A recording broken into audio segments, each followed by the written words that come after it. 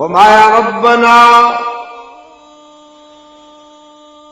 وبعث فیہم رسولا منہم یتلو علیہم آیاتک.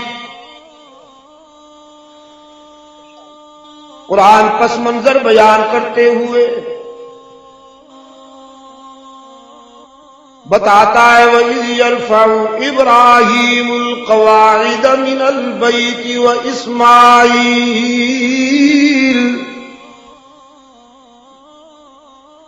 رَبَّنَا تَقَبَّلْ مِنَّا إِنَّكَ أَنْتَ السَّمِيعُ الْعَلِيمُ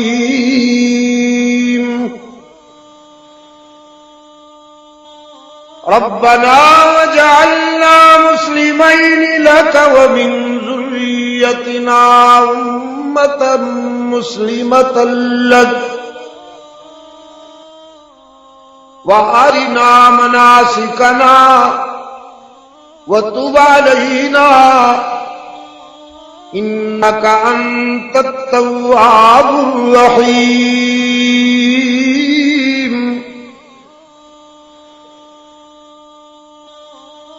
یہ تمہید ہے. اب گوہر مقصود مانگا ان دونوں معماروں نے، بیت اللہ کے معماروں نے. ربنا وبعث فیہم رسولا منہم یتلو علیہم آیاتک. اور اے پروردگار، ہم نے رشد و ہدایت کا مرکز تو تعمیر کر دیا، اب اسے آباد کرنے والا، اس میں استاذ بن کر آنے والا، اس میں معلم بن کر آنے والا بھی ہماری اولاد میں سے بھیج. ربنا وبعث فیہم، اے ہمارے پروردگار مبعوث کر ہماری اولاد میں سے اپنے آخری رسول کو جو اس ادارے میں معلم بن کر آنے والا ہے. وہ یہاں آئے گا یتلو علیہم آیاتک، تیری آیات کی تلاوت کے نور سے اس کے در و دیوار کو معمور کرے گا. وَيُعَلِّمُهُمُ الْكِتَابَ وَالْحِكْمَةَ، اور کتاب و حکمت کی تعلیم سے انسانوں کے دل و دماغ کو روشن کرے گا. وَيُزَكِّيهِمْ، اور ان کے بشری پیکر کو بے داغ بنائے گا. اِنَّكَ أَنْتَ الْعَزِيزُ الْحَكِيمُ، عزت والا بھی تو ہے، حکمت والا بھی تو ہے. ہم مانگنے والے ہیں، تو عطا کرنے والا ہے.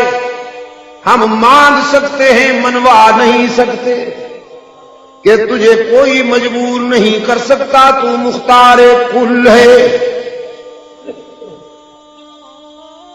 اب یہاں چھوٹی سی بات وضاحت طلب ہے، وہ وضاحت کرتا جاؤں تو پھر دعائے کلیم کی طرف.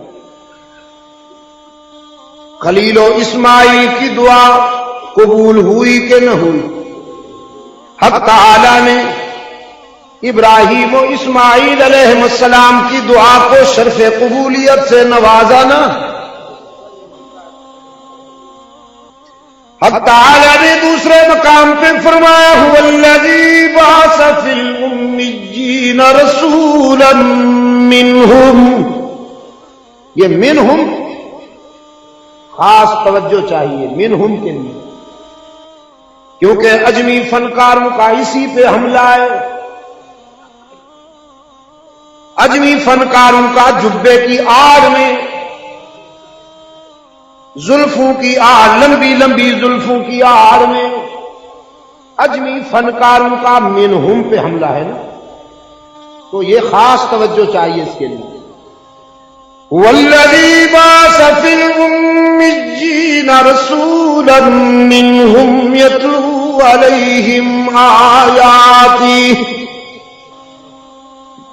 وہ محسن اعظم جس نے ان پڑھوں کو ایسا قائد انہی میں سے عطا کیا جس کی تعلیمات کے اجالے نے انہیں معلم کائنات بنا دیا.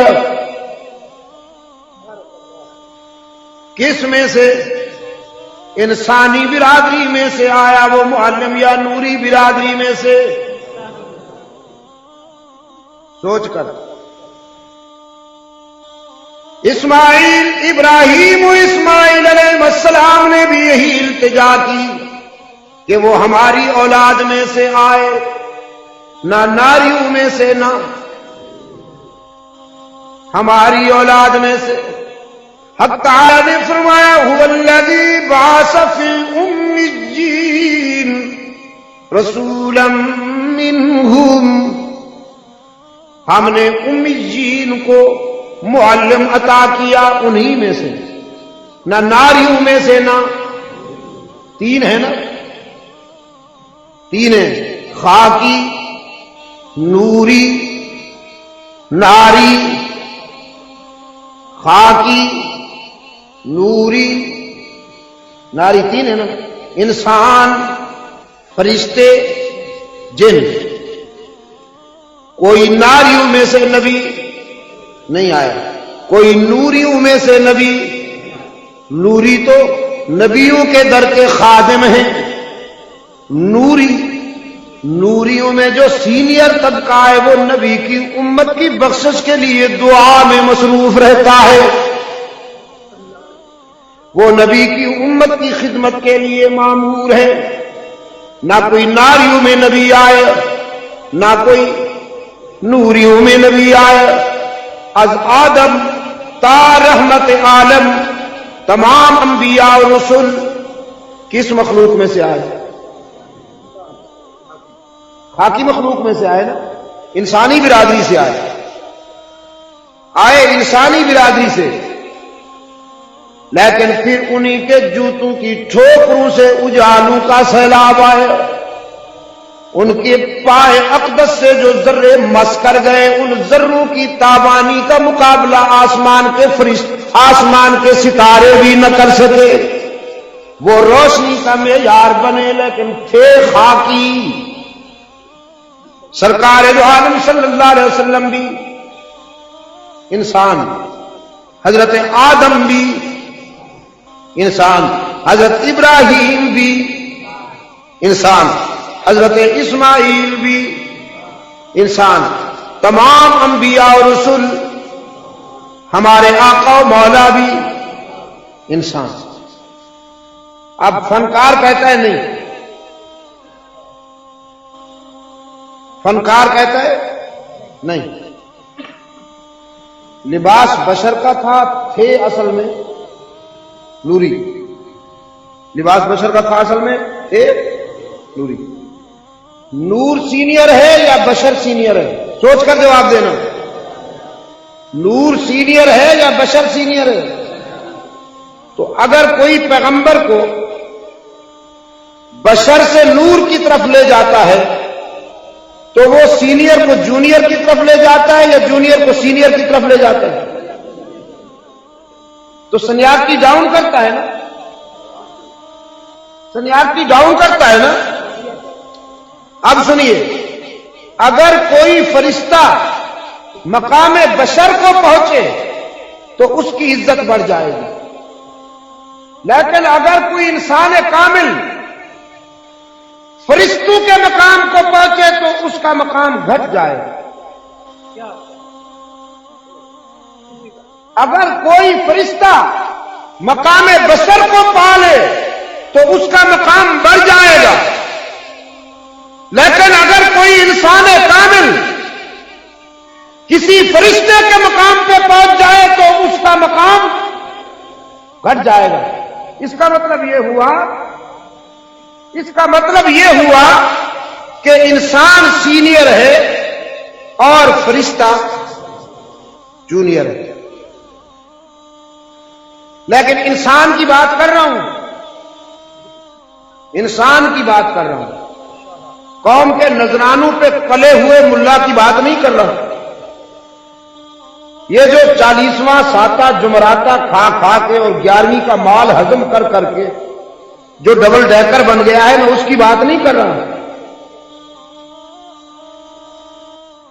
انسان کی بات کر رہا ہوں۔ انسان کی عظمت کا مقابلہ فرشتے بھی نہیں کر سکتے،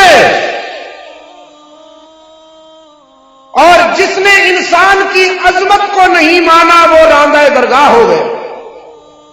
حق تعالی نے اسے ملعون قرار دیا ہمیشہ کے لیے۔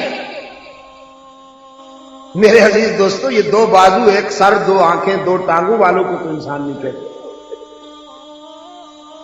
قرآن پاک نے فرمایا لقد ذرأنا لجہنم کثیرا من الجن والانس،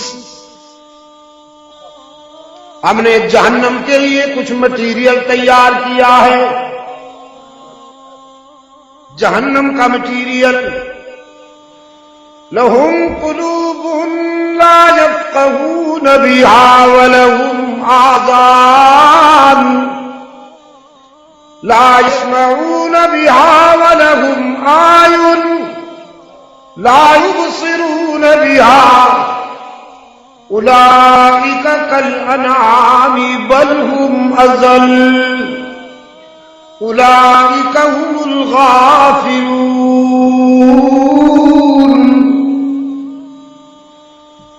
ان کے دل تفقع سے خالی ہیں، ان کی سماعت، ان کے کان حد کی سماعت سے محروم ہیں، ان کی آنکھیں بصیرت سے محروم ہیں۔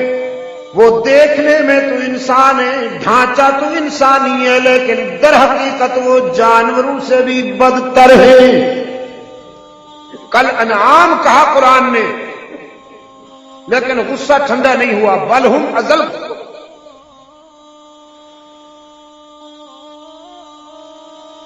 گالیاں دینے کی ضرورت نہیں ہے، ناراض ہونے کی بات نہیں ہے، آستینیں چڑھانے کی بات نہیں ہے، بڑے آرام کے ساتھ آئیے۔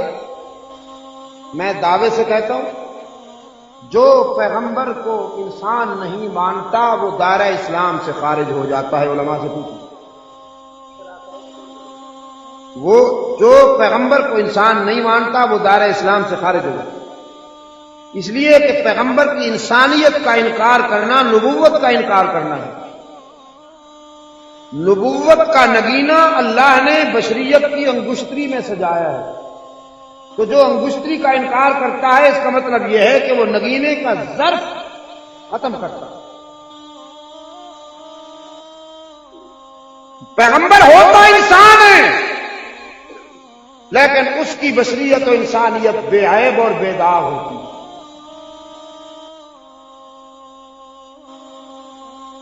تو دعائے خلیل و اسماعیل علیہ السلام پوری ہوئی کہ سرکار دو عالم صلی اللہ علیہ وسلم انسانی برادری میں سے تشریف لائے۔ اور وہ آپ کو شاید یاد ہوگا، پچھلے دنوں میں نے عرض کیا تھا، یہ کتنی عجیب شے ہے، مولوی میلاد کا جشن مناتا ہے اور پیغمبر کی بشریت کا انکار کرتا ہے۔ میلاد کا جشن مناتا ہے اور پیغمبر کی انسانیت کا، تو کوئی پوچھے اس سے کہ جو انسان نہیں اس کا میلاد کیسے؟ پیدا تو انسان ہوتا ہے، نوری تو پیدا نہیں ہوتے۔ اب یہ کہے گا کہ یہ ایسا نور ہے جو پیدا ہوا، یہ ہے تو نور لیکن ایسا نور ہے کہ جو، تو اس سے کہیے ذرا وضاحت فرمائیے مولوی صاحب، وضاحت آئیں بائیں شائیں نہ کیجیے، وضاحت کیجیے۔ پھر جان چھڑانے کے لیے کہتا ہے وہ خدا کے نور کا ٹکڑا ہے، خدا کے نور کا ٹکڑا، جان چھڑانے کے لیے کہتا ہے خدا کے نور کا ٹکڑا۔ تو اس سے کہیے لم یلد ولم یولد کے کیا معنی ہے؟ کوئی اللہ میاں میں سے نہیں ہے، کسی میں سے اللہ میاں نہیں ہے۔ جو کہتا ہے کوئی خدا سے ہے یا خدا کسی سے ہے وہ قرآن کا منکر ہے، وہ قرآن کا منکر ہے۔ اگر آپ یہ کہیں کہ رسول صلی اللہ علیہ وسلم خدا کے نور سے ہیں، خدا کے نور کا ٹکڑا ہے، تو آپ بنے عاشق رسول۔ اور اگر نصرانی کہیں کہ حضرت عیسیٰ خدا کا بیٹا ہے تو وہ بنے کافر۔ تلک اذن قسمت ضیزی۔ اور ابن اللہ کے کیا معنی؟ جو صفات باپ کی ہیں وہی صفات بیٹے کی ہیں۔ ابن اللہ کے معنی یہی ہیں، وہ ان کے ہاں یہ مفہوم نہیں ہے الیاذ باللہ ثم الیاذ باللہ کہ کسی سیکس لنک کے نتیجے میں حضرت عیسیٰ علیہ السلام خدا کے بیٹے ہیں۔ نا، علماء کے سامنے کہتا ہوں، نصرانیوں کی بائبل کا یہ تصور نہیں ہے کہ خدا الیاذ باللہ جنسی رابطے میں ملوث ہے، بالکل نہیں، یہ ان کے ہاں تصور نہیں ہے۔ وہ یہ کہتے ہیں جو صفات اس کی ہیں وہی صفات حضرت عیسیٰ کی ہیں۔ تو انہوں نے کیا کہا؟ اللہ میاں بھی ہر جگہ موجود، پیغمبر بھی ہر جگہ موجود۔ اللہ میاں بھی علام الغیوب، پیغمبر بھی علام الغیوب۔ ثابت کرنے کے لیے بیچارے پسینہ بہاتے ہیں، گالیاں دیتے ہیں، آستینیں چڑھاتے ہیں، مختلف زاویے بدلتے ہیں، اکھاڑ پچھاڑ کرتے ہیں، ادھر ادھر سے گا گا کے سرے ملاتے ہیں اور کوشش کرتے ہیں کہ ثابت ہو جائے۔ خداوند عالم دستگیر و کارساز، رسول بھی دستگیر و کارساز۔ اللہ میاں مشکل کشا، رسول بھی مشکل کشا۔ اللہ میاں مختار کل، رسول بھی مختار کل۔ فما ظنکم برب العالمین۔ تو اللہ میاں کے لیے آپ نے کیا چھوڑا؟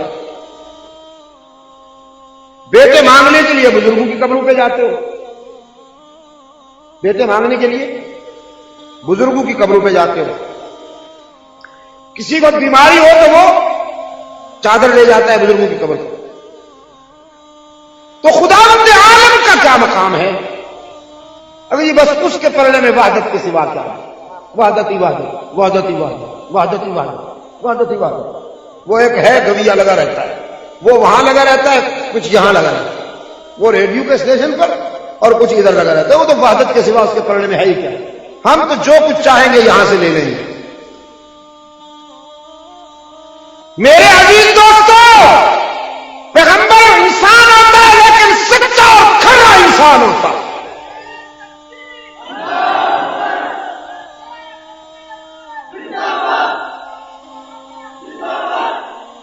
دعائے خلیل و اسماعیل قبول ہوئی، سرکار دو عالم صلی اللہ علیہ وسلم انسانی برادری میں سے تشریف لائے۔ جب آپ نے انسان مان لیا تو اب میلاد کی خوشی بھی منائی ہے، اب میلاد کی خوشی بھی منائیے، لیکن جلوس سے نہیں، خلوص سے۔ میلاد کی خوشی منائیے جلوس سے نہیں، خلوص سے۔ اس طرح منائیے جیسے صدیق اکبر نے منائی، جیسے فاروق اعظم نے منائی۔ ہمارا قصور یہ ہے کہ ان معاملات میں ہم ادھر دیکھتے ہیں، ان کے ہاں فریڈم آف لو چلتا ہے کہ جو جی میں آئے وہی کرو۔ یہ حد بندیاں اور قیود کی ضرورت نہیں ہے۔ ہم اس معاملے میں ذرا کیا کہوں، نہیں ہم محتاط ہیں بھائی، سچی بات یہ، ہم اس آزادی کو برداشت نہیں کر سکتے کہ جو بات صحابہ سے ثابت نہیں ہم اس کو دین سمجھ لیں۔